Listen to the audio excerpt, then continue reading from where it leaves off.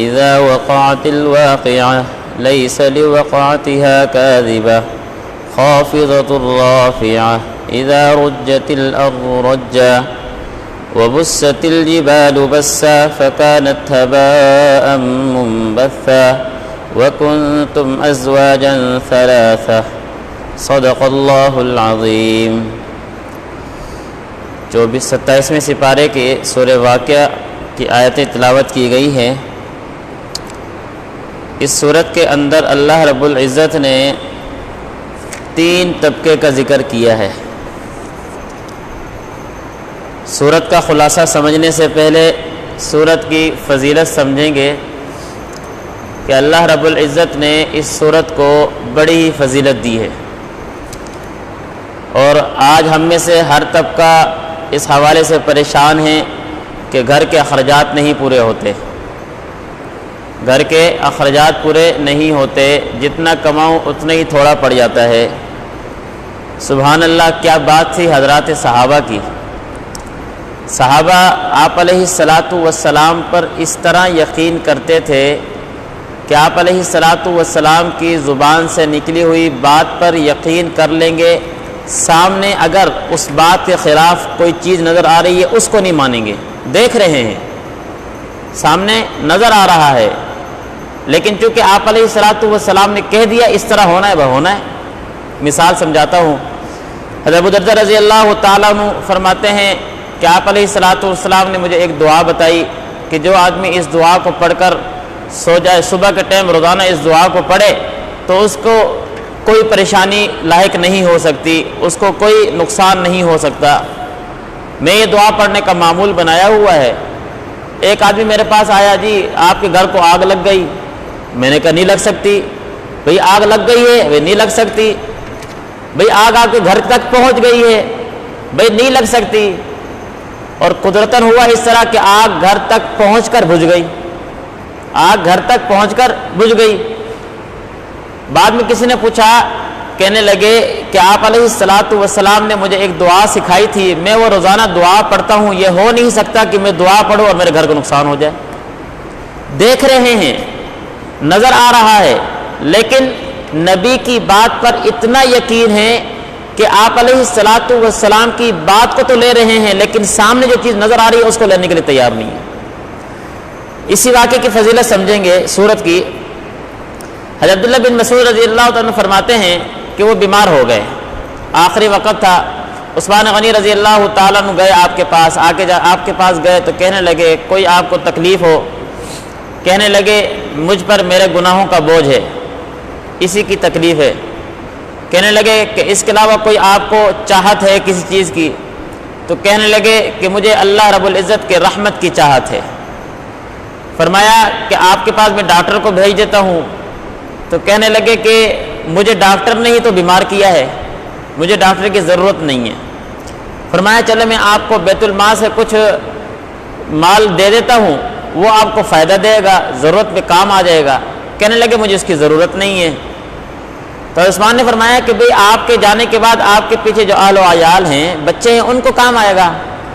تو کہنے لگے کہ میں نے ان کو ایک ایسی چیز بتائی ہے کہ آپ علیہ السلام نے مجھے وہ بتائی تھی کہ جو آدمی روزانہ مغرب کی نماز کے بعد سورہ واقعہ کا اہتمام کرے گا، اللہ رب العزت کبھی بھی اس کے اوپر فقر و فاقہ لے کے نہیں آئیں گے، اس کے گھر فاقہ آ ہی نہیں سکتا۔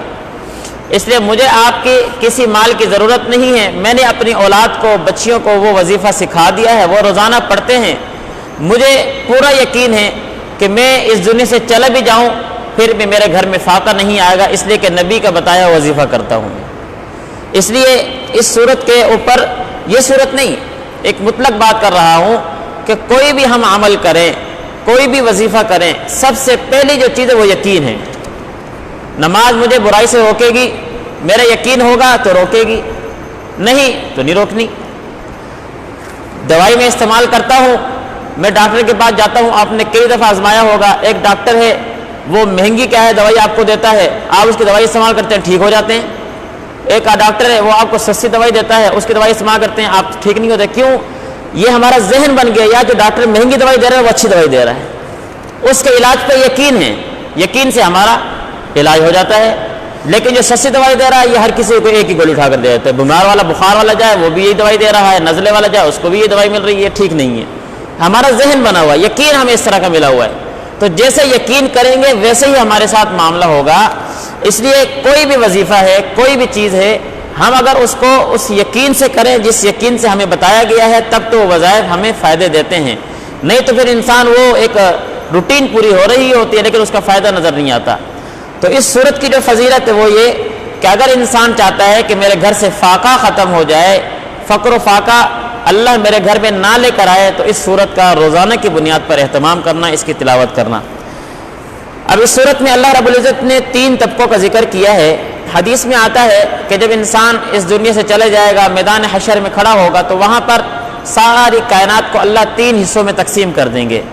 ایک حصہ حضرت آدم علیہ السلام کے دائیں جانب سے جو پیدا ہوا تھا وہ ہوگا. دوسرا وہ طبقہ ہوگا جو حضرت آدم علیہ السلام کی بائیں جانب سے پیدا ہوا تھا. اور تیسرا طبقہ نہیں, ایک طبقہ وہ ہے جو عرش الہی کے دائیں جانب کھڑا ہوگا, دوسرا طبقہ وہ ہے جو عرش الہی کے بائیں جانب کھڑا ہوگا, اور تیسرا طبقہ وہ ہے جو عرش الہی کے بالکل سامنے کھڑا ہوگا. یہ 3 تقسیم ہوں گی. جو طبقہ دائیں جانب کھڑا ہوگا یہ جنتی ہوں گے, جو طبقہ بائیں جانب کھڑا ہوگا یہ دوستی ہوں گے, جو طبقہ سامنے کھڑا ہوگا یہ جو جنتی جو دائیں جانب تھے یہ ان سے بھی اعلیٰ ہوگا, جن کو مقربین کہا جاتا ہے, السابقون السابقون جن کو کہا جاتا ہے, جو ان مؤمنین سے بھی کیا ہے اعلیٰ ہوں گے. ان 3 طبقے کا یہاں پر ذکر کیا ہے.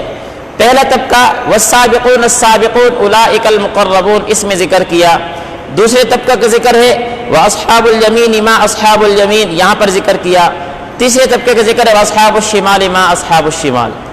اب یہاں پر ایک چھوٹی سی بات سمجھیں گے کہ قرآن مجید کی آیت آئے ثلۃ من الاولین وقلیل من الآخرین, کہ وہ طبقہ جو مقربین ہیں یعنی جو سامنے کھڑا ہوگا, قرآن مجید کی آیت یہ بتاتی ہے کہ اس طبقے میں اکثر طبقہ زیادہ تر لوگ وہ ہوں گے جو پہلے لوگوں میں سے ہوں گے, اور کم لوگ وہ ہوں گے جو آخر لوگوں میں سے ہیں. پہلے اور آخر سے کیا مراد ہے؟ آیا ہے نا ثلۃ من الاولین وقلیل من الآخرین. ثلہ کہتے ہیں جماعت کو, ایک بڑی جماعت یہ وہ ہوگی جو اولین میں سے ہوگی, وقلیل من الآخرین ایک تھوڑی جماعت اسی طبقے میں سے وہ ہوگی جو اخیر میں سے ہوگی. اولین اخیر سے کیا مراد ہے؟ مفسرین نے اس کی 2 تفسیریں کی ہیں. ایک تفسیر وہ کہ آدم علیہ السلام سے لے کر آپ علیہ السلام تک جتنی بھی کیا ہے اس دنیا میں کائنات آئی, قوم آئی ہے, انسانیت آئی ہے, یہ ساری اولین ہیں. آپ علیہ السلام سے لے کر قیامت تک جتنا طبقہ آئے گا انسانیت کا یہ آخرین ہیں. تو ثلۃ من الاولین, مقربین میں سے جو زیادہ تر طبقہ ہے وہ ہوں گے جو آدم علیہ السلام سے لے کر آپ علیہ السلام تک یہ زمانہ گزرا, اس میں جو انسانیت آئی ہے اس کے طبقے میں سے زیادہ تر طبقہ یہ ہوگا. وقلیل من الآخرین, آپ علیہ السلام سے لے کر قیامت تک جتنی انسانیت آئے گی اس میں سے تھوڑا طبقہ کیا ہے مقربین میں ہوگا. لیکن یہاں پہ سوال اٹھ جاتا ہے کہ یہ کیسے ہو سکتا ہے کہ آپ علیہ السلام کی امت کو اللہ نے فضیلت دی ہے باقی امتوں پر, یہ فضیلت اس امت کو حاصل باقی امتوں کو حاصل نہیں, اس کا طبقہ تھوڑا ہے. باقی امتوں کو اس امت پر فضیلت نہیں ہے, وہ طبقہ زیادہ ہے. مفسرین نے اس کا بھی جواب دیا ہے, اصل میں آدم علیہ السلام سے لے کر آپ علیہ السلام تک جو زمانہ ہے یہ لمبا ہے, اور اس میں جو زیادہ تر طبقہ جو گزرا ہے وہ انبیاء کا ہے. تقریباً 2.25 لاکھ انبیاء تو گزرے ہیں, اور آپ علیہ السلام آخری پیغمبر ہیں. آپ کے زمانے میں اور آپ کے بعد کوئی اور نبی نہیں آیا, تو آپ سے پہلے جو زمانہ گزرا ہے وہ ایک لمبا زمانہ ہے, اور اس میں جو زیادہ تر لوگ گزرے ہیں وہ انبیاء کا طبقہ ہے. اس لیے ثلۃ من الاولین, اولین میں سے زیادہ تر طبقہ وہ شمار کیا گیا, اور آخر میں سے آپ علیہ السلام کے طبقے میں سے تھوڑا طبقہ شمار کیا گیا. ایک تفسیر یہ بیان کی ہے. دوسری تفسیر یہ ہے کہ نہیں, ثلۃ من الاولین اس سے مراد آپ علیہ السلام کے زمانے کے لوگ ہیں, حضرات صحابہ, اور حضرات صحابہ کے ساتھ تابعین, تبع تابعین. اور وقلیل من الآخرین, صحابہ کے بعد پھر آخر قیامت تک جو آنے والا طبقہ ہے اس میں سے تھوڑا طبقہ وقلیل من الآخرین میں شامل کر دیا ہے. یہ 2 تفسیریں بیان کی گئی ہیں. بہرحال جو بھی ہوں, مقربین کی صفات کیا بیان کی؟ اللہ نے فرمایا اولئک المقربون, جو سامنے کھڑے ہوں گے یہ اللہ کے مقرب بندے ہوں گے. فی جنات النعیم, باغات میں ہوں گے, نعمتوں میں ہوں گے. اور علی سرر موضونہ تکیے لگا کر ٹیک لگا کر تخت کے اوپر لیٹے بیٹھے ہوئے ہوں گے، متکئین علیہا متقابلین یطوف علیہم ولدان مخلدون، ان کے پاس نوجوان لڑکے کھڑے ہوئے ہوں گے، باکواب و اباریق و کأس من معین، جن کے ہاتھ میں چھلکتا ہوا شراب ہوگا۔ یہ شراب اسی کو ملے گی جس نے دنیا میں شراب سے کیا ہے پرہیز کیا ہوگا، یہ شراب اسی کو ملے گی۔ ریشم کا کپڑا، سونا، شراب مرد کے لیے جائز نہیں ہے، شراب تو کسی کے لیے جائز نہیں ہے، سونا اور ریشم مرد کے لیے جائز نہیں ہے۔ آخرت میں یہ اسی کو ملنا ہے جو دنیا میں بچے گا۔ تو فرمایا باکواب و اباریق و کأس من معین لا یصدعون عنہا ولا ینزفون، جنت کی شراب ایسی ہوگی کہ نہ اس سے سر میں درد ہوگا اور نہ انسان کی عقل معوف ہوگی۔ وفاکہۃ مما یتخیرون، ایسے پھل ہوں گے جو انسان چاہے گا اور اس کے منہ کے اندر وہ پھل پہنچ جائے گا۔ ولحم طیر مما یشتہون، اڑتے ہوئے پرندے کیا ہے اس کو نظر آئیں گے، وہ چاہے گا کہ یہ پرندہ میں کھاؤں تو وہ تیار ہو کر بنا ہوا اس کے سامنے پیش ہو جائے گا۔ یہ مقربین کی صفات ہے۔ وحور عین، اللہ رب العزت نے اس مقربین کے لیے حور عین ایسی کیا نام ہے حوریں تیار کی ہیں جو نوجوان خوبصورت لڑکیاں ہوں گی، نوجوان خوبصورت لڑکیاں۔ کیسی لڑکیاں؟ کامثال اللؤلؤ المکنون، ایسا ہیرا، ایسا موتی جس کو آپ چھپا کر رکھتے ہیں کہ اس پہ گرد و غبار بھی نہیں پڑتی، کسی کی نظر بھی نہیں پڑتی، ایسی حوریں اللہ رب العزت نے اس مقربین کے لیے تیار کر رکھی ہیں۔ جزاء بما كانوا يعملون، اللہ نے فرمایا یہ بدلہ ہے اس کا جو انہوں نے عمل کیا ہے۔ پھر اس کے بعد فرمایا واصحاب الیمین ما اصحاب الیمین، دایاں طبقہ کیا فرمایا؟ فی سدر مخضود وطلح منضود وظل ممدود وماء مسکوب، سبحان اللہ، فرمایا فی سدر مخضود، دایاں طبقے کے لیے اللہ نے اس طرح کے بیر تیار کیے ہیں کہ اس بیر کے درخت میں کانٹے نہیں ہیں۔ وظل وطلح منضود، اور اللہ رب العزت نے اس کے لیے لمبے سایہ دار کیا نام ہے اللہ نے اس کے لیے سایہ پیدا کر دیے ہیں۔ وماء مسکوب، اور اس طرح کا پانی اس کے لیے اللہ نے پیدا کیا ہے جو سفید شفاف صاف ستھرا ہوگا۔ وفاکہۃ کثیرہ، بہترین اور بہت زیادہ پھل ہوں گے۔ لا مقطوعۃ ولا ممنوعہ، وہ پھل نہ کبھی ختم ہوں گے نہ کبھی اس پھل کھانے سے روکا جائے گا اس کو۔ وفرش مرفوعہ، اور بہترین کیا ہے بلند جگہ پر اس کے لیے قالین اور سنگ مرمر لگا ہوگا، تخت لگا ہوگا، جب جا کر بیٹھ جائے اس کے اوپر۔ انا انشأناہن انشاء، انا انشأناہن انشاء کیا مطلب؟ انا انشأناہن، ایک آدمی دنیا کی زندگی میں آیا بس شکل ہے، دنیا کی زندگی میں آیا خوبصورت نہیں ہے، دنیا کی زندگی میں آیا ہے بوڑھا ہو چکا ہے، چہرے پہ چھائیاں آ گئی ہیں۔ جب اللہ اس کو جنت میں بھیجیں گے 33 سال کا نوجوان بنا کر بھیجیں گے۔ ایک بوڑھی آئی، حضرت امی عائشہ ذکر عنہا کے گھر میں بیٹھی ہوئی تھی، آپ علیہ الصلوۃ والسلام آئے، پوچھا کہ یہ کون ہے؟ کہنے لگے کہ میرے رشتے میں خالہ لگتی ہیں۔ آپ نے فرمایا کہ بھئی بوڑھی عورتیں جنت میں نہیں جائیں گی۔ وہ عورتیں رونے شروع ہو گئی۔ آپ نے فرمایا پریشان نہ ہو، اللہ کل قیامت کو اسی بوڑھی کو جوان کر کے جنت میں بھیجیں گے۔ انا انشأناہن انشاء، کہ اللہ اس کو دوبارہ نئی کیا نام ہے تخلیق بنا کر اس کو جنت کے اندر بھیجیں گے، خوبصورت ہوں گی۔ فجعلناہن ابکارا، اللہ نے اس کے لیے باکرہ عورتیں تیار کر رکھی ہیں، باکرہ جن کے وجہ کس سے کوئی رشتہ نہ ہوا ہو، عرباً اترابا، ان کے اللہ رب العزت نے عشق، عرب کہتے ہیں اس عورت کو جس کے ساتھ انسان عشق کرتا ہو، اللہ نے ایسی باکرہ اس کیا نام عورتیں تیار کر رکھی ہیں کہ یہ مرد اس کے ساتھ عشق کرے گا، محبت کرے گا۔ لأصحاب الیمین، لیکن یہ ہے اس کے لیے جو دائیں والے ہیں، لأصحاب الیمین یہ دائیں والوں کے لیے ہیں۔ اور سبحان اللہ آگے کیا فرمایا؟ ثلۃ من الاولین وثلۃ من الآخرین، یہ دائیں طبقے میں سے زیادہ تر طبقہ وہ ہوگا جو آپ علیہ الصلوۃ والسلام کی امت میں سے ہوگا۔ حدیث میں آتا ہے کہ جنت کے نصف طبقہ، جنت میں جانے والا نصف طبقہ، آدھا طبقہ وہ امت محمدیہ کا ہوگا، باقی آدھا طبقہ دوسرا ہوگا۔ کتنی اللہ نے فضیلت دی ہے اس امت محمدیہ کو۔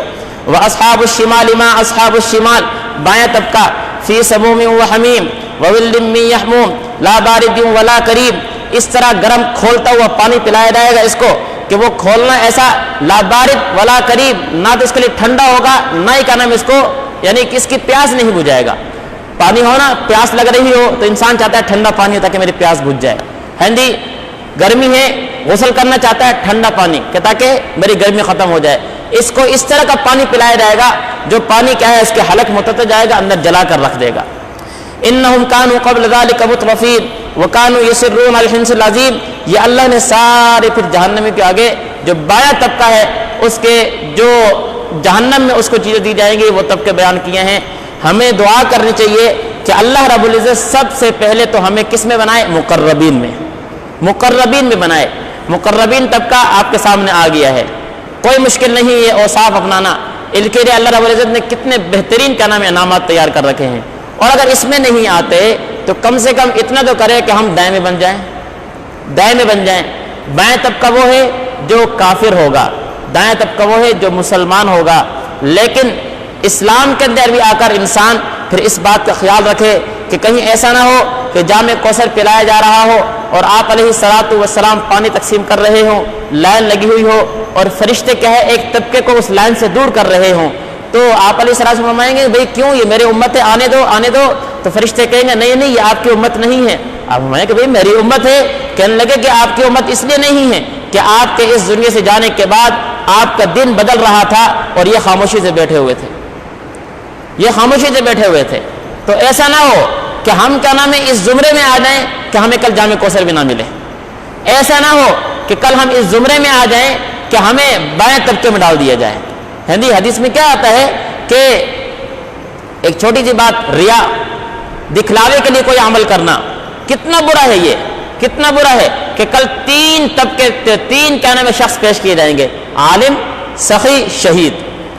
عالم کتنا اونچا درجہ ہے، نبی کا وارث ہے، نبی کا جانشین ہے، ہیں جی، لیکن دنیا کے اندر رہ کر ریاکاری کے لیے، لوگوں کے دکھلاوے کے لیے علم حاصل کیا، لوگوں کے دکھلاوے کے لیے کیا ہے اپنا کیا ہے علم جھاڑتا تھا، کل قیامت کو حکم ہوئے گا فرشتوں کو کہ اس کو گھسیٹ کر جہنم میں داخل کر دو۔